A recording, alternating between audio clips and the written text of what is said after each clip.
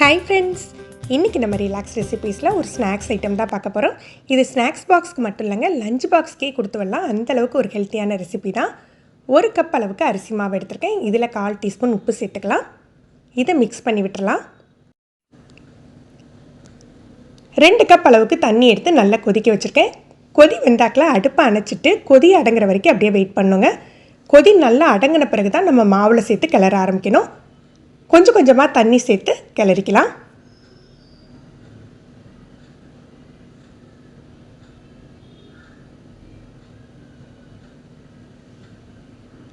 நல்லா மிக்ஸ் பண்ணி விட்டுட்டு கொஞ்சம் கை பொறுக்கிற சூடு வர்ற வரைக்கும் ஆற வச்சிடலாம். கை பொறுக்கிற சூடு வந்தாக்கில் கையால் அழுத்தி பிசைஞ்சிக்கணும்.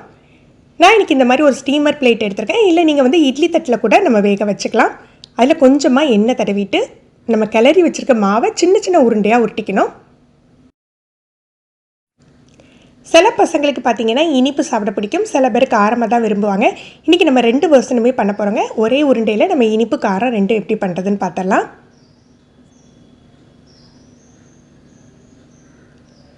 இப்போ இதை ஒரு இட்லி கொப்பரையில் வச்சு வேக வச்சிடலாம். ஆல்ரெடி மாவை கொதிக்கிற வெந்நி விட்டு தான் பிசைஞ்சிருக்கோம். 5 நிமிஷத்தில் இந்த உருண்டைகள்லாம் வெந்துடும்.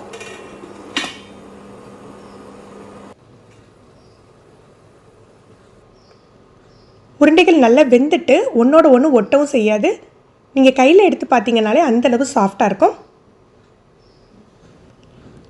இதில் பாதி அளவுக்கு இனிப்பு செய்கிறதுக்கு எடுத்துக்கலாம். நான் ஒரு 1/2 கப் போல் நாட்டு சர்க்கரை எடுத்துருக்கேன். அதில் 1/4 கப் தண்ணி சேர்த்துக்கிறேன். நீங்கள் நாட்டு சர்க்கரைக்கு பதிலாக வெல்லம் சேர்த்துக்கிட்டிங்கன்னா இன்னும் வாசம் நல்லாயிருக்கும். வெல்லம் சேர்த்துக்கிட்டிங்கன்னா கொஞ்சம் ஃபில்டர் பண்ணி எடுத்துக்கோங்க. நல்லா மிக்ஸ் பண்ணி கொதிக்கட்டும். பிசுக்கு பதத்தோட கொஞ்சம் கட்டியாக இருக்கணும். கம்பி பதம்லாம் தேவையில்லைங்க. கொஞ்சம் பிசு பிசுன்னு இருக்கணும். அதே சமயம் கொஞ்சம் திக்காகவும் இருக்கணும். அந்த பதம் வரட்டும். இப்போ இதில் கொஞ்சம் ஏலக்காய் தூள் சேர்த்துக்கலாம். நீங்கள் விருப்பப்பட்டீங்கன்னா உங்களுக்கு பிடிக்குன்னா சுக்குத்தூள் கூட சேர்த்துக்கலாம். ஒரு 3லேருந்து 4 டேபிள் ஸ்பூன் தேங்காய் துருவல். இதை நல்லா மிக்ஸ் பண்ணி விட்டுறணும்.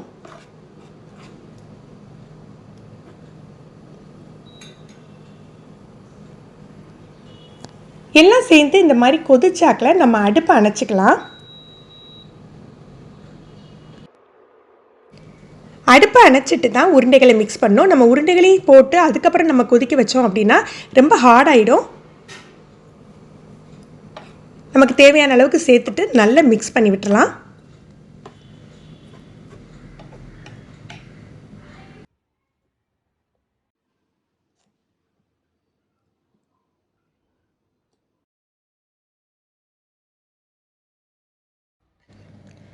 இப்போ நம்ம கார உருண்டை பண்ணுறதுக்காக 2 டீஸ்பூன் எண்ணெய் விட்டுக்கலாம்.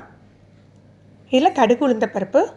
கடுகு ரொம்ப கம்மியாக தான் சேர்த்துக்கணும். உளுந்தப்பருப்பு நம்ம ஜாஸ்தியாக சேர்த்துக்கலாம். கொஞ்சமாக கருவேப்பிலை கிள்ளி சேர்த்துக்கலாம். உங்களுக்கு காரத்துக்கு தகுந்தாப்பில் காஞ்ச மிளகாய் சின்ன சின்னதாக உடச்சி சேர்த்துக்கோங்க. ஒரு 1/4 டீஸ்பூன் போல் மஞ்சள் பொடி சேர்த்துக்கலாம். தேவையான அளவுக்கு உப்பு. ஏன்னா நம்ம உருண்டையை வேக வைக்கல கொஞ்சமாக தான் உப்பு சேர்த்துருந்தோம். இப்போ தேவையான அளவுக்கு உப்பு சேர்த்துக்கோங்க. இதில் நம்ம வேக வச்ச அரிசி உருண்டை சேர்த்துக்கலாம்.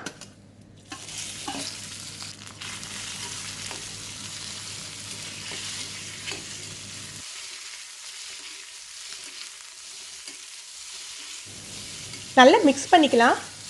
இதுவுமே ரொம்ப நேரம் அடுப்பில் இருக்கக்கூடாது. அடுப்பில் இருந்தால் ஹார்டாகிடும். ஹை ஃப்ளேமில் வச்சு நல்லா மிக்ஸ் கொடுத்துட்டு ஒரு 3லேருந்து 4 டேபிள் ஸ்பூன் அளவுக்கு தேங்காய் துருவல் சேர்த்துக்கலாம்.